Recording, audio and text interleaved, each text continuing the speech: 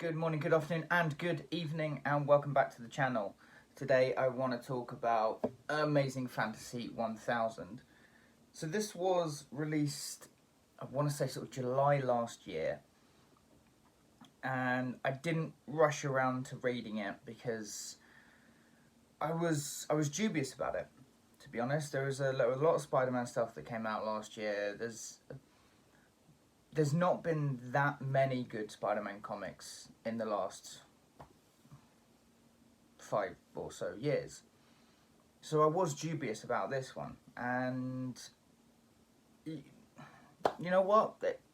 It's not bad. It's alright. It's not a milestone issue that's absolutely mind-blowing and going to do anything for absolutely everyone because it's just exceptional and doesn't...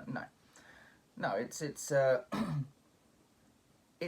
nice milestone issue with a relatively good nod to the character of Spider-Man. That's about the best it is. There is a lot of writers and artists that have contributed to this, so that, without a doubt, is a fantastic thing. The biggest thing for me is the fact that there's nothing by John Romita, either senior or junior, and for me personally, if you're going to talk to the living legends of Spider-Man, those two are them. Romita Senior. Oh God, I need to get my history right. I've got a feeling he took over from Ditko around about the issue 50 of the original Amazing Spider-Man.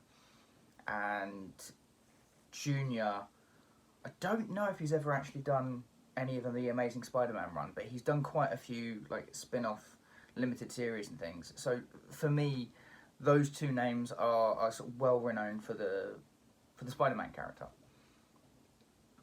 I will say there's a couple of interesting stories in here, but nothing that's absolutely exceptional that makes me go, this is one of those comics that every Spider-Man fan needs. So I'll start off with the good stuff. There is a very, very, very good story by Dan Slott. For anyone that knows Dan Slott, he's quite vocal on Twitter, probably to his detriment a little bit. But in terms of writing, he can be really, really good. He can be mediocre, but he can be really, really good. And for me, this one was one of those ones where it's a definitive milestone issue. It's not particularly action-packed, but it's heartfelt. I believe he's called it like Spider-Man 60th, because it is the 60th, or it was the 60th anniversary of the character of Spider-Man. You know, originally 1960, I think it was 1962 that Amazing Spider-Man 1 came out. Oh, goodness me. If I need to, this is bad that I need to do this. I was incorrect. It was 1963. It was 1962 that Amazing Fantasy 15 came out. So he calls it Spider-Man 60th, and it is Peter Parker as a 60-year-old, still being Spider-Man, fighting a very young Vulture, and he ends up being shot and goes into hospital. And it's a heartfelt moment, the fact that you don't know if Peter's actually going to survive.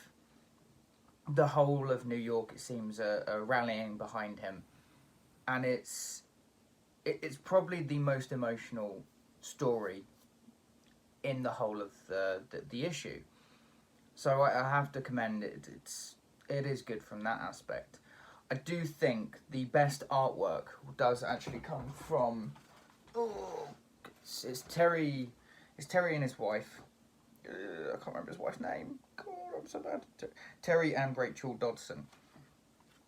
The writer, I can't remember the writer's name. Kurt Busiek. So Kurt Busiek and the Dodsons. And I have really appreciated the Dodsons' artwork for quite a while now, actually.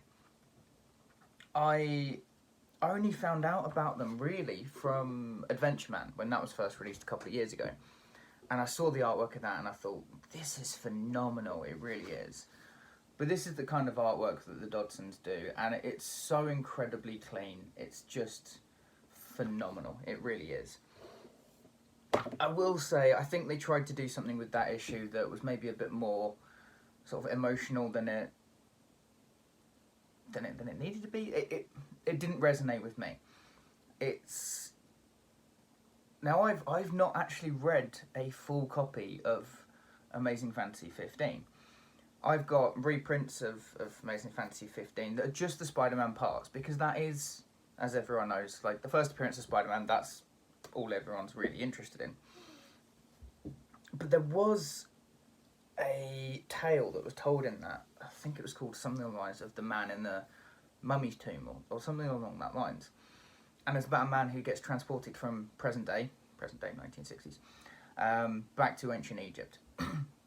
And so this was kind of a sequel to that, where you've got the sort of the evil witch queen has been transported over. She wants to take over the world, and she finds out about our Earth due to this man who was transported.